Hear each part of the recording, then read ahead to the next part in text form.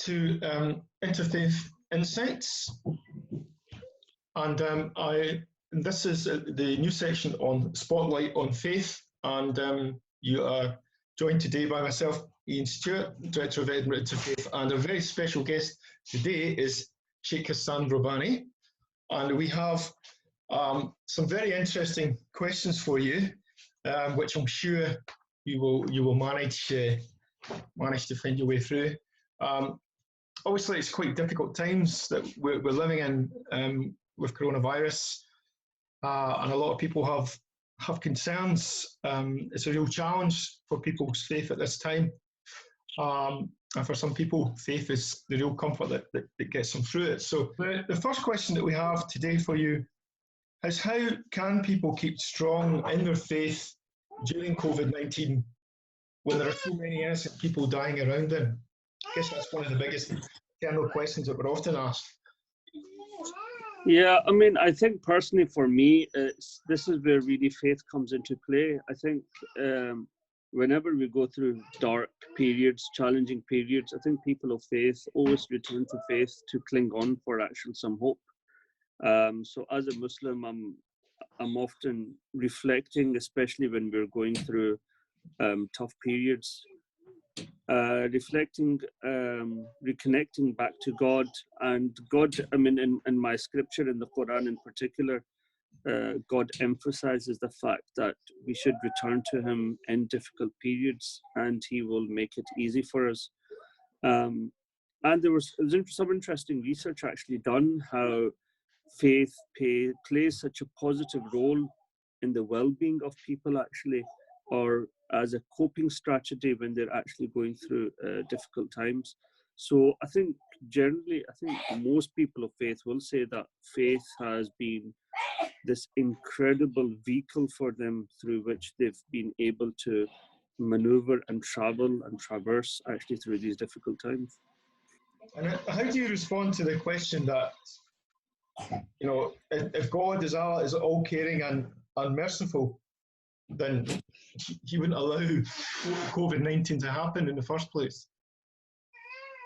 Yeah, I get that a lot. So our understanding of God would be He's a merciful, but He has more rigorous qualities in them, and both the rigor and the mercy manifest in itself.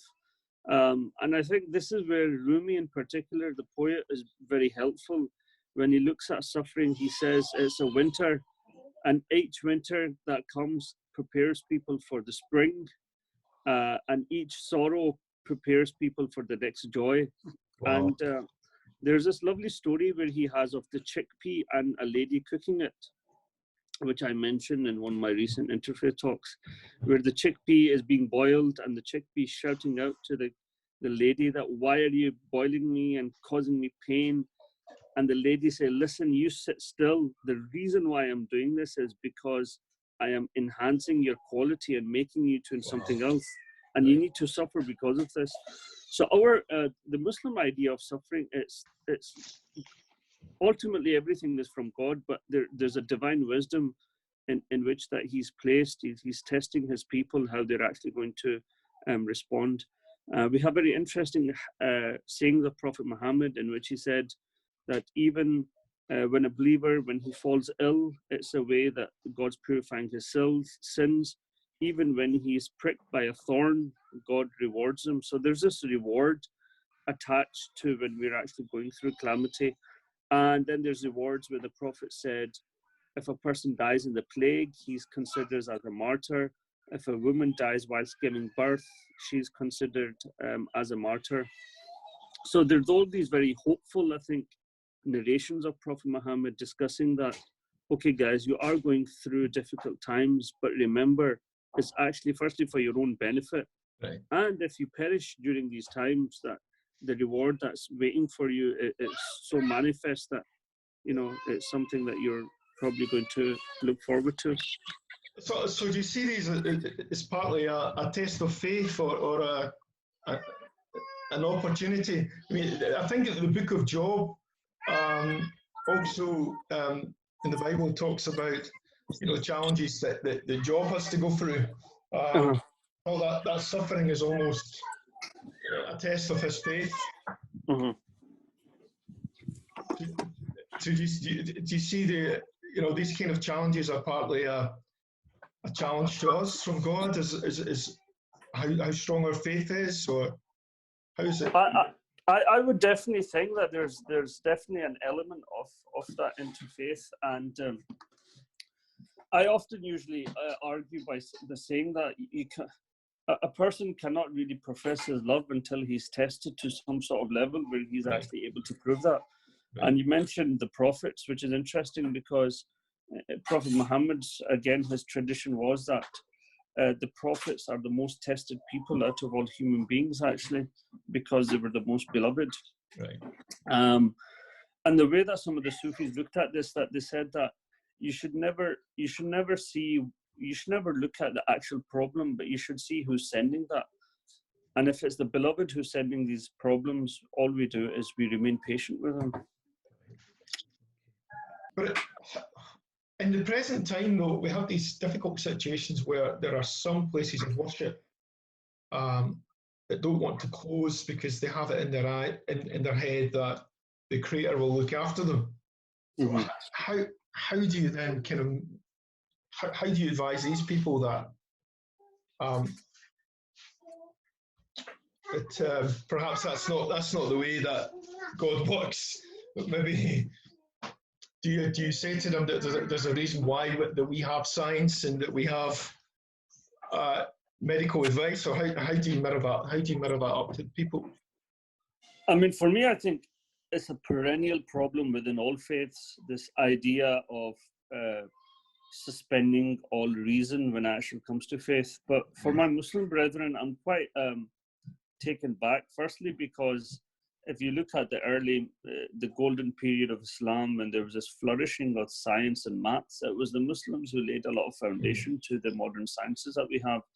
Meaning for Muslims, there was no tension between Islam and science, and they took science very seriously. I think that's number one. Number two, because you believe in faith, some people think that they're so faithful that the laws of causality have been suspended for them. So, if we do X, Y, and Z, the cause and effect is not going to actually take place. Interestingly, a 10th, 11th century scholar, Egyptian scholar Ibn Hajar, he's wrote a book on the plague, and he talks about the plague, and he says that in my time there were overzealous people who went out to the desert to pray to God all together, that God saves us from this. And when they returned, either they spread the plague further or they all perished in it. And he was just talking about the fact that these people don't realize that in our tradition, the Prophet, peace be upon him, himself strictly stated that when pandemics or plagues happen, you don't either enter or you don't exit. And there was actually parameters actually put in place for that.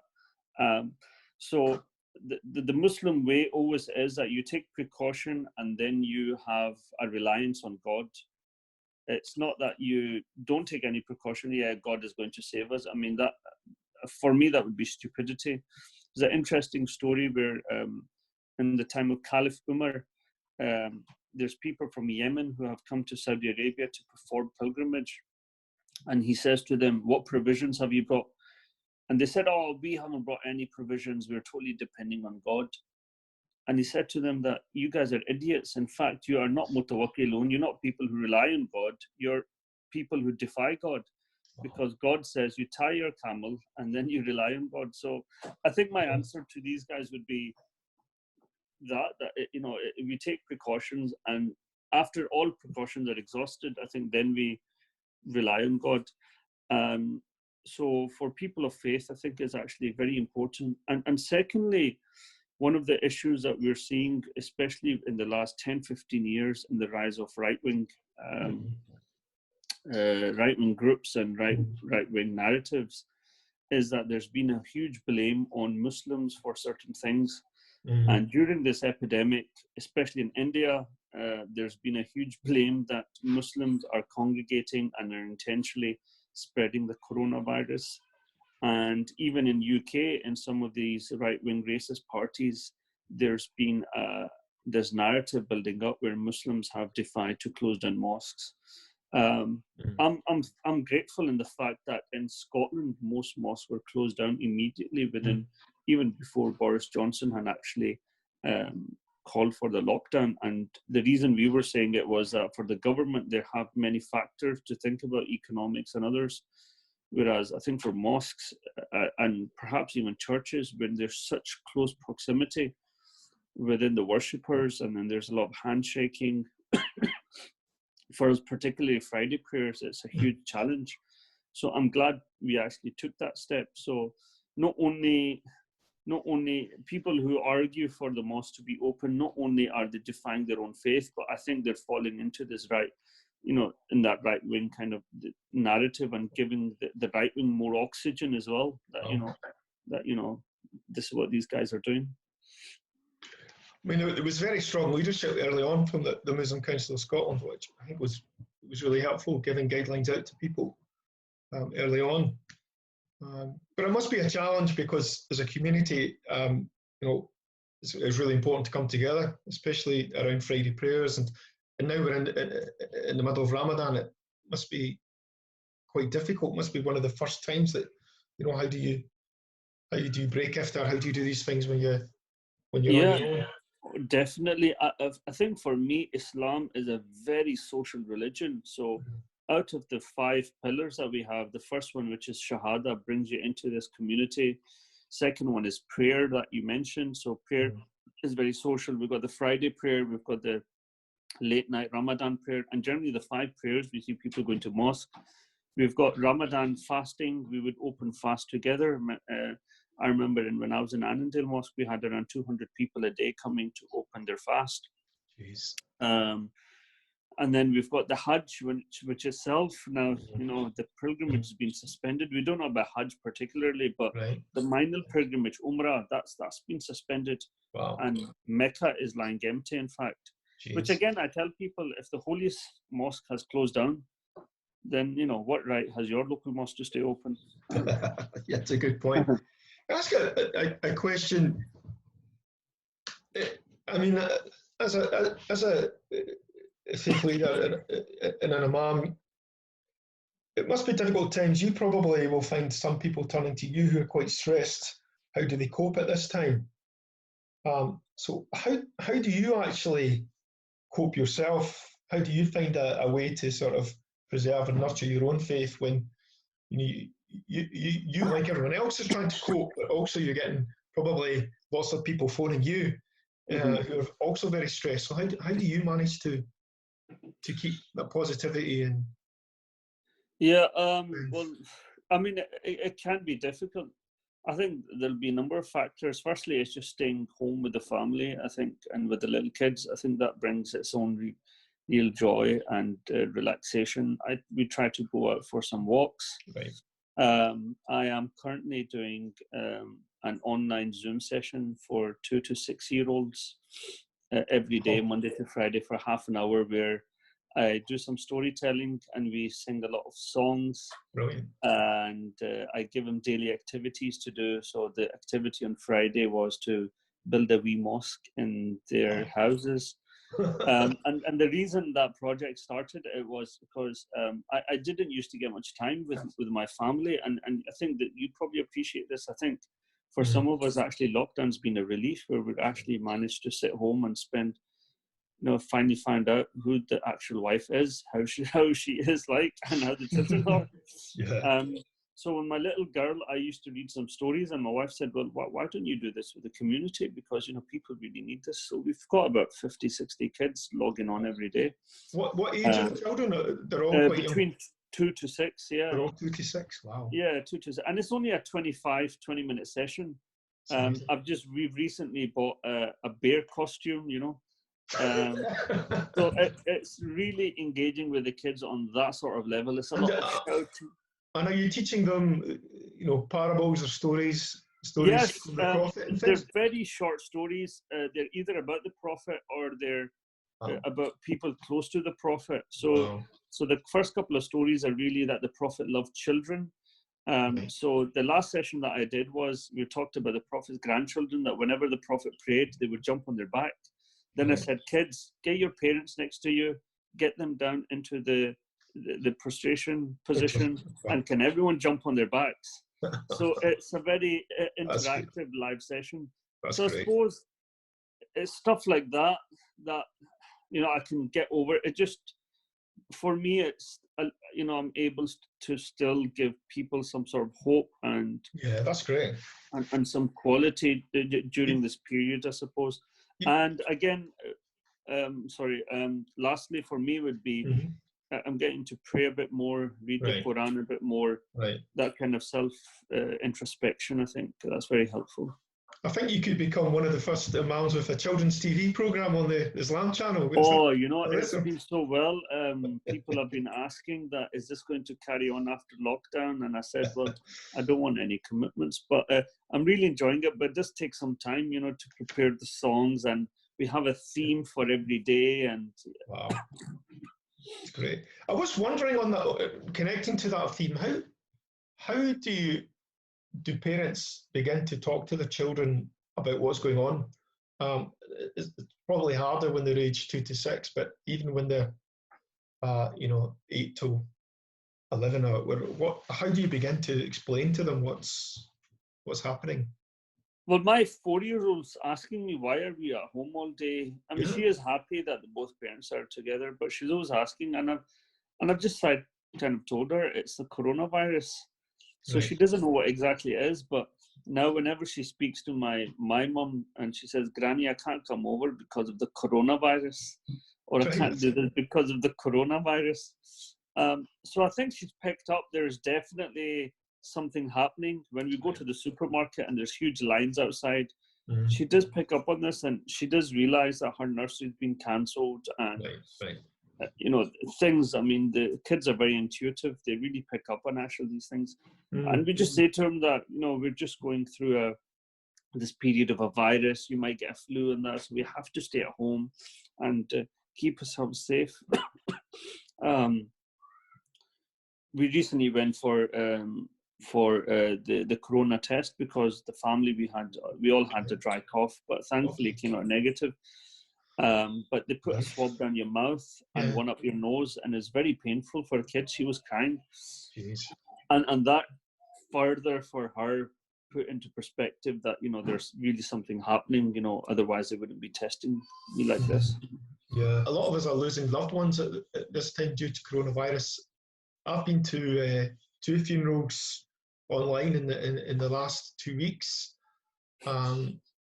Interestingly, I was going to mention this point, but another point is it does seem to be affecting B&E communities more in terms of the numbers. So one of the funerals we went to online was an African friend of ours in Edinburgh. How do we cope with funerals online? Is there how is the Muslim community kind of adapting to it? Is it a good practice? Is there a way of? Yeah, I mean, it's been very, very challenging for the Muslim community, because our funeral rites are quite strict. I think perhaps similar to the people of the Jewish faith, that they're strict rituals that we're actually doing. This whole process of burying the deceased as quickly as possible. A couple of issues have come up. Obviously, mosques are closed. Yeah. So you cannot perform a funeral prayer. And in the Muslim community in particular, where we have relationships in Birmingham and Bradford, when early migration took place. So, so when a death happens, immediately you get family from across UK coming to your house for the first few days. And for the family who are going through this bereavement, usually the cousins cook food for them, to sit with them, share that. So everything to that extent has obviously vanished. It's not happening. And the even burial process, if the patient, if the deceased died due to coronavirus, is difficult sometimes to perform the actual bathing that we Muslims do, which is very important. So sometimes they're just wiping the bag. The actual funeral is taking place at the graveyard, only 4 and 5 people with social distancing. So that's incredibly difficult. And then even afterwards, in the Muslim community, it's very big for people to come to your house to offer condolences and read a portion of the Quran. We often read the Fatiha. So what would happen is that if someone's died, I would go to their house and I say, I'm really sorry for your granddad. Let's pray the Fatiha together. So we will all recite the short chapter on the Fatiha, the opening chapter, and we send the reward of it. We believe that anything good that's done after a person's died, he still can get the reward of that. So then we do act of charities. A lot of people, what would happen after the first 3 days, the deceased family will hold a big function in the mosque with food, and people will come to read the Quran, and then they would eat together, and then all this reward of cooking the food and reading the Quran will be sent upon the deceased, to raise his rank. So it's a whole major process. It's, when I used to do funerals in Annandale, Iain, I was exhausted. Because it was Ted, my friend Khurram, who runs the Scottish funeral services. He phoned me up. He's an imam, and because he's a good pal, I used to do a lot of stuff. We've got another funeral, and so I used to go with him sometimes, pick up the body, say to the family, we're very sorry, and can you control that? Bring the body to the mosque, give it a wash. 1 o'clock would be the actual funeral prayer. People will come to the mosque. It would be a massive gathering. I would give a talk about death. The purpose of death. Then we would go to the burial, either Corstorphine or Portobello, actually bury the deceased. 4 o'clock, come back, because there's people from England, so obviously it was a kind of custom to feed them. So the deceased have got some catering to bring food. So everyone after the burial would come back into the mosque. We would pray Quran together, eat food, and 6, 7 we would finish. And not only physically, but I would be mentally and emotionally exhausted.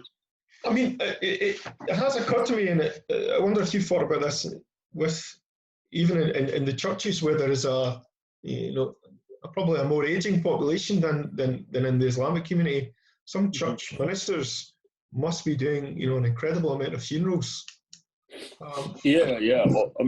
Must take a lot of a lot of stress, a lot of toll on people. I don't know how you mentally come down from that.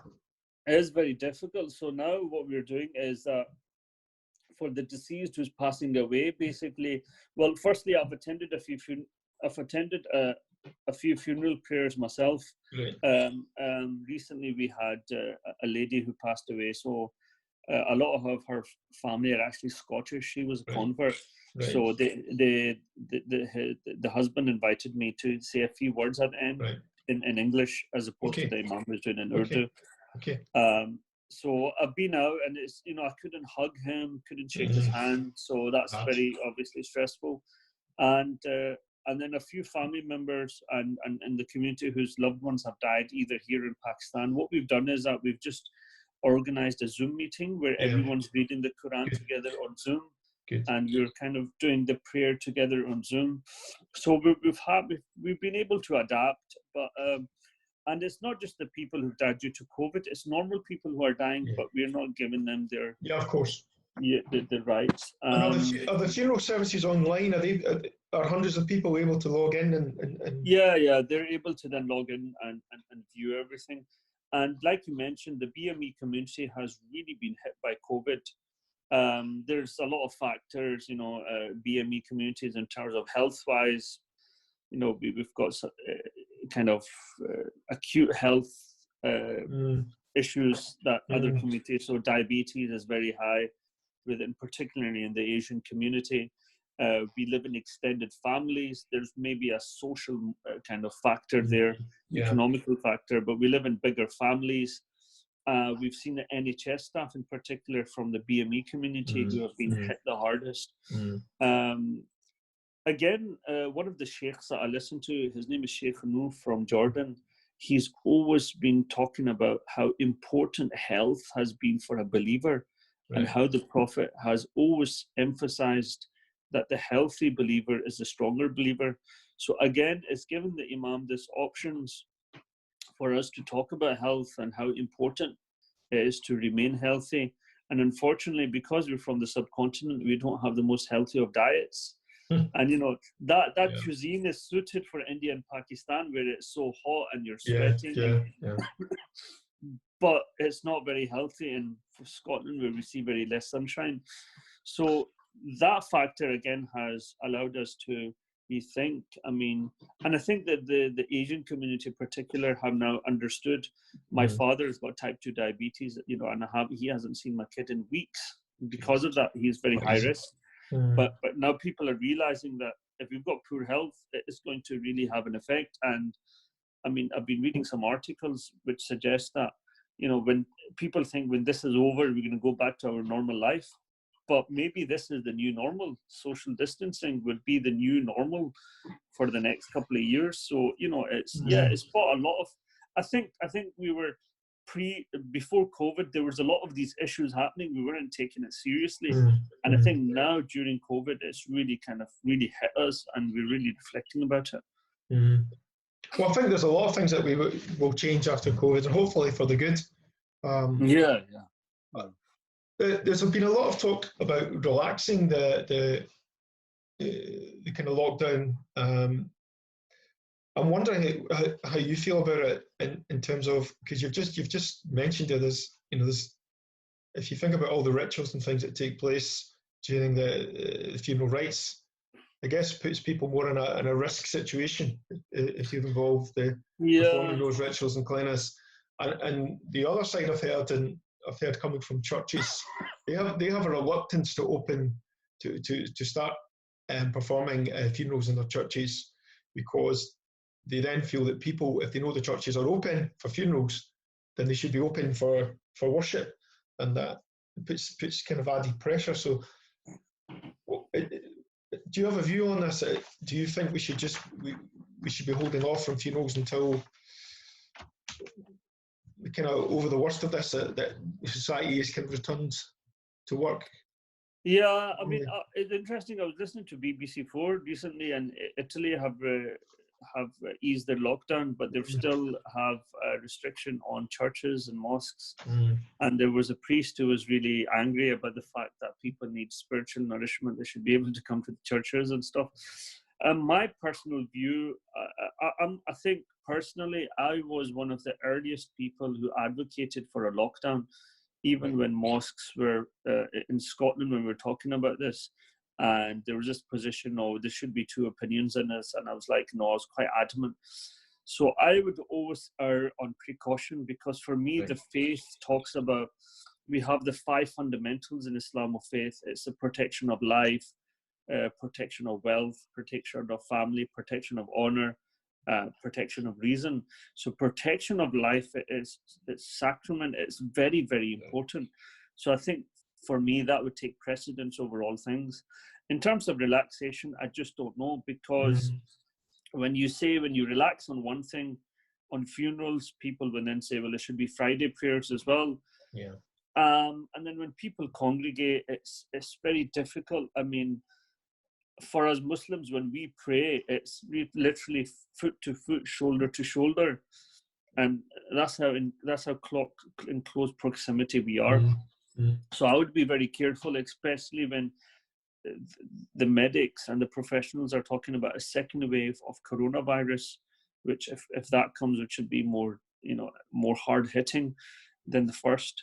So I would err in caution, really. I mean, I'm not going to say I don't really have a strategy, but I would be very, very cautious of how we actually move forward and how people, places of faith actually open.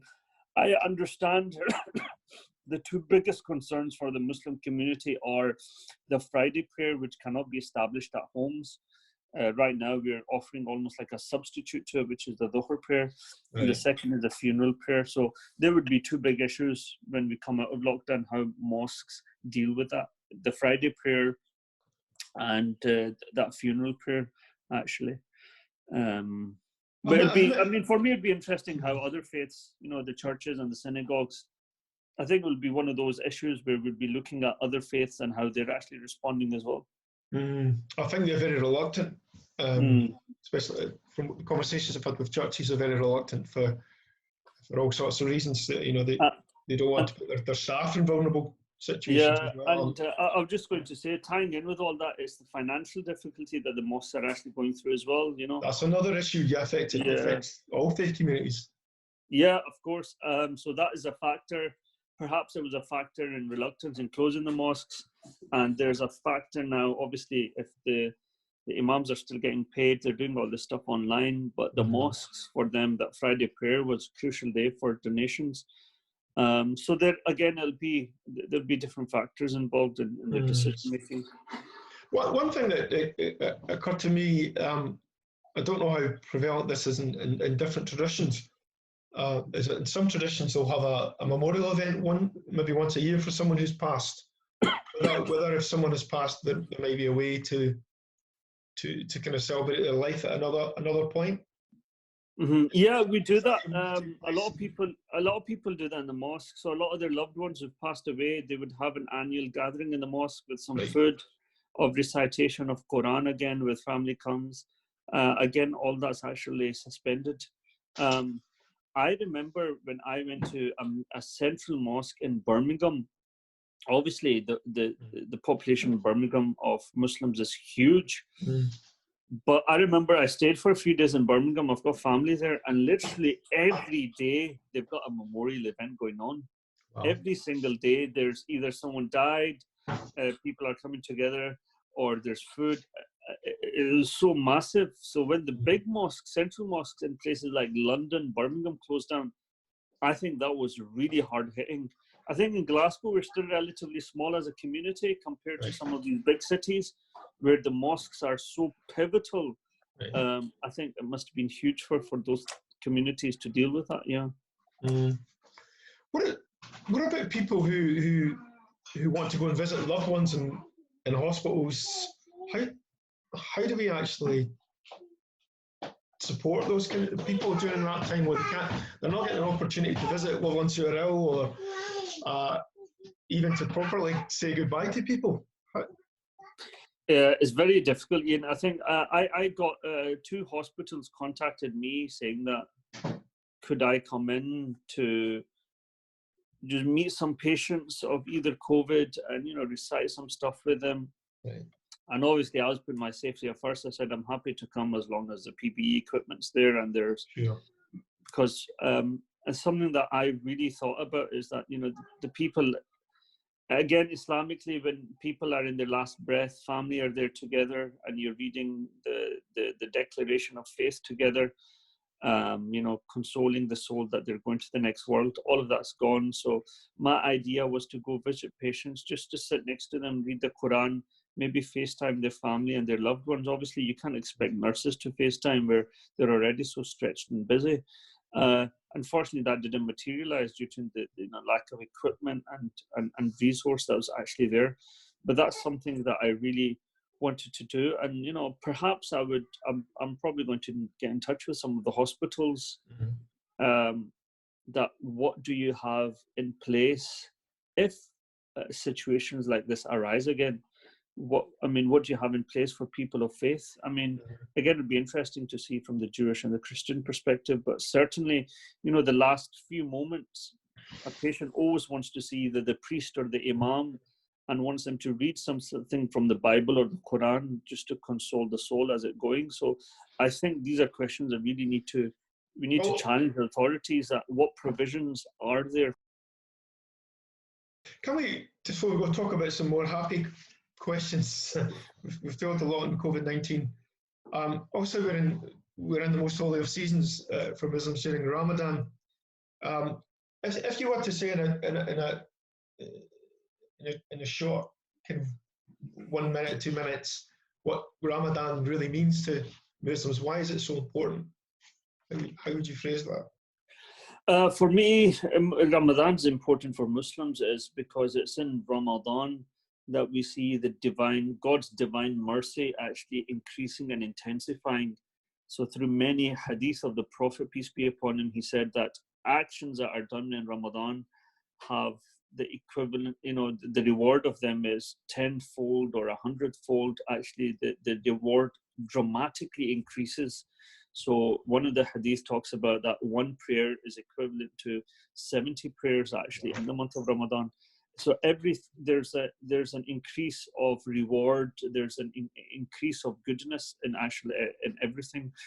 So this is, and Muslims believe that Ramadan is the real month to connect to God, because when we're not eating, it means we're hungry.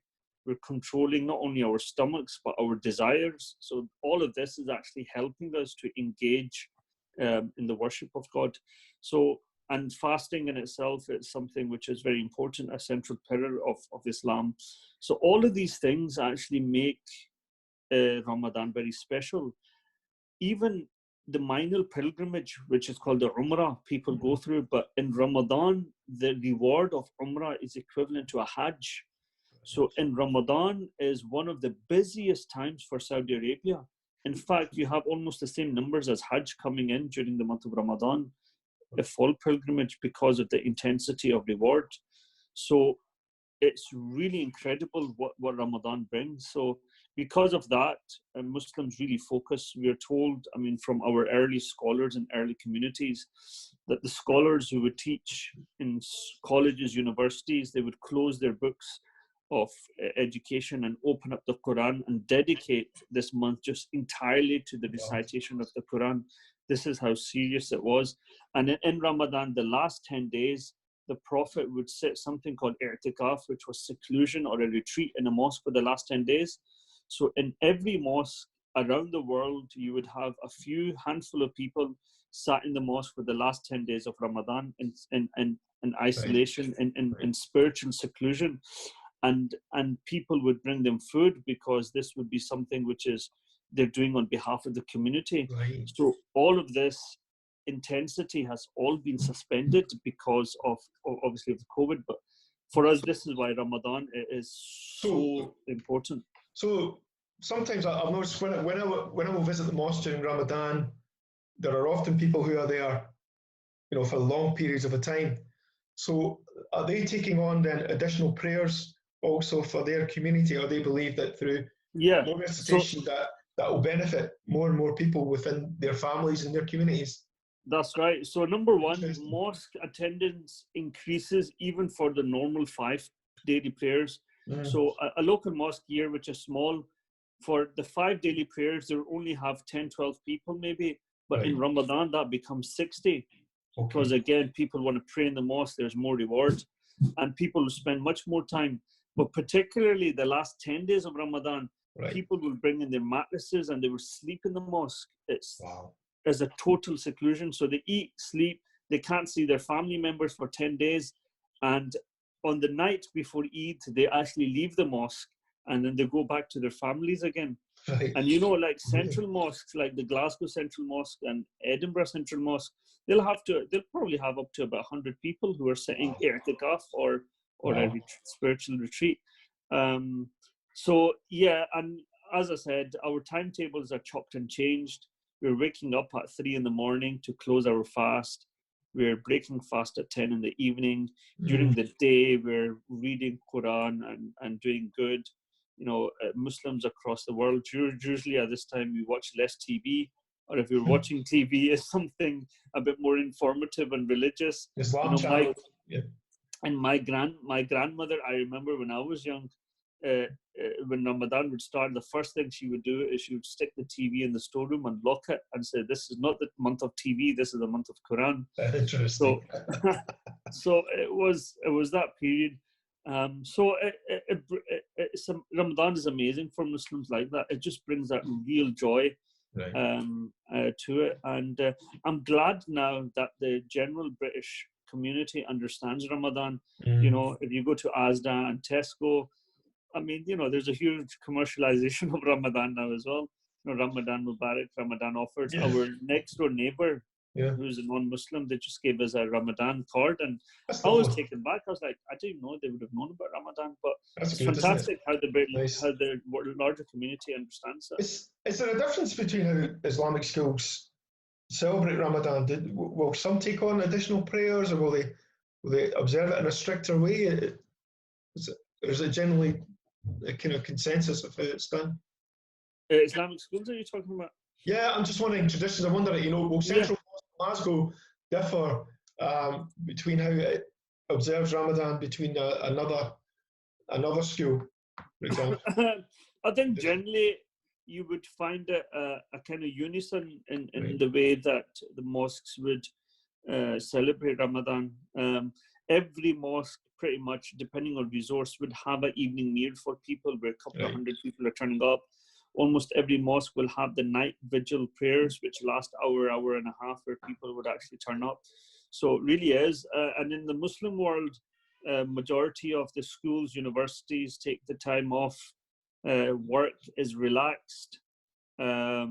Even my work in Harrier Watt, which is interesting, my hours change. So usually I'm like 9 till 5, but during Ramadan I'm there like 5 till 12, Wow. just because the evening prayers and stuff. That's really good that institutions, institutions do that. And it was interesting. I was just reading. I suppose I can bring my book in. So yeah, I was going to ask you. You have a new book. Yeah, tell us about your new book. Yeah, there's this. It's called Mapping Faith: Theologies on Migration and Community, and so the book is really about faith interactions and people's personal stories. Mm-hmm. My chapter, which is about 8-9 pages, is about my interaction with Minister Graham McGeich at the Broughton St Mary's Church, and how we, the mosque and the church, did things together. And you were there when they invited us for Pentecost. But interestingly, I invited Graham and his congregation to Annandale for Ramadan, actually, as one of the Ramadan fasts. And it fell on the World Refugee Day. Right. So I got him and his congregation to come to our mosque and to open Ramadan fast with us.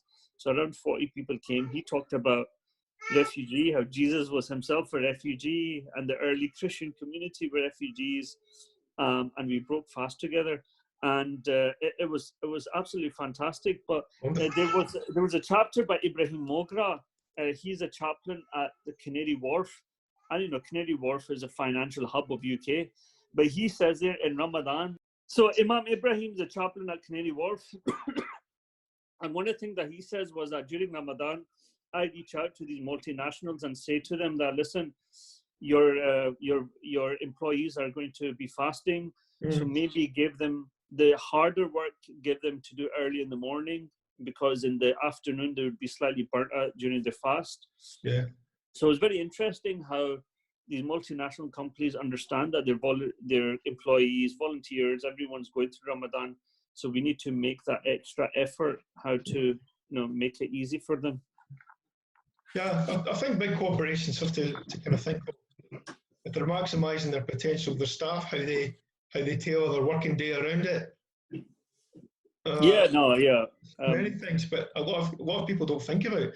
I was once asked not that long ago to do some training around faith and belief for I won't mention the company, a big hotel, and I remember they served us bacon rolls, and I thought right away, I've got all these equality and private organisations coming here, and they didn't think for a second that there were some basic things that they need to think about. It really brought home to me, there's a real need for education here. Just before I let you go, and by the way, people can get that book. I think it's out now on Amazon and other places. It should be releasing towards the end of the year. I usually don't recommend books, but I'm not saying this is my own book, but I'm really enjoying reading the other stories of faith from the different Muslim, Jewish, Christian ministers and their own kind of encounters. So it is a fascinating read, personally. I've had a sneak preview of that chapter. Obviously, you passed to me, and it's quite inspiring. I was at that day, as you say, when during Pentecost, when you both spoke together, and you were both there with your wives and children, that just had that kind of feeling of togetherness and openness that it's always stuck in me, that we really need to be doing more of that. So I look forward to seeing that book when it's out. So, and your name is right at the front. I think it says, my name is right at the front. Well, we couldn't find the reference to your quote. So literally on the first page it says, quote from Edinburgh Evening News article reproduced with kind permission of Iain Stewart. Okay, there you go. So you got your name in there. Okay, don't let that put people off to read it. Just two little questions, two little tiny ones just before we go. This is a personal thing I was quite interested to ask you. It's that obviously, your father's quite a respected imam, and Yeah. I wonder, was there always an expectation that you would follow in your kind of father's footsteps? Yeah, I think there was definitely. I mean, the way that my upbringing was, I remember when I finished my secondary school, I did go to an Islamic boarding school in Nottinghamshire, so I left at the age of 11. But I remember when I finished my secondary education, I wanted to go and study law, and my father wasn't having it. He was like, "No, I want you to study theology first. Then you can come back and do your law studies, but at least get this done." And the reason was that in my father's village in Pakistan, a scholar had died, a reputable scholar with great books and great learning, whose children hadn't taken up the kind of vocation. And what they had done was that they had put these books, fascinating old books, into the same room where the chickens and the lambs and the cows were, because they had no understanding. And so books deteriorated, maybe the neighbors took a few. That really stuck with my dad. And my dad, although there was three of us, I've got two younger brothers, one's a doctor, one's an engineer. My dad didn't want to risk of expecting the second or the third child to take this. So he said to me, do your law later. And so I'm very grateful to him that he allowed me, because I would have regretted doing law, and I'm thankful he put me off. And I remember when I came back from Egypt, I did get into an accelerated law program. And after reading that, I thought, nah, there's no way I'm doing this, man. So yeah, there was no interest. I read later. I read philosophy in Glasgow, which I felt which was much more complementary to my actual studies. But no, I'm very grateful to my father because of that, because not many people can say that they actually enjoy their work with passion. And I'll give you a good example. I was going through a good couple of years ago. I was financially struggling a wee bit. So I'd started doing some Uber deliveries and stuff just to make some income. Yeah. And my wife had realized, she said, well, you've really become stingy with your money now that you do Uber. And I was like, listen, I'll be honest with you. My Imam work and all my other works that I do, because I enjoy it so much, that the money that I get paid for it, I just blow it, because I don't feel I worked for it. Do you understand? Right. Wow. Because I enjoy teaching and all of that so much. Whereas the delivery work that I was doing, I was like, God, I actually feel like I'm earning this money. So I was slightly more careful. That's a whole other area. I was just going to say a whole other area, because that kind of puts into perspective that, I mean, I'm very grateful to my father. He allowed me to take this kind of vocation and this path that I really, really enjoy the work.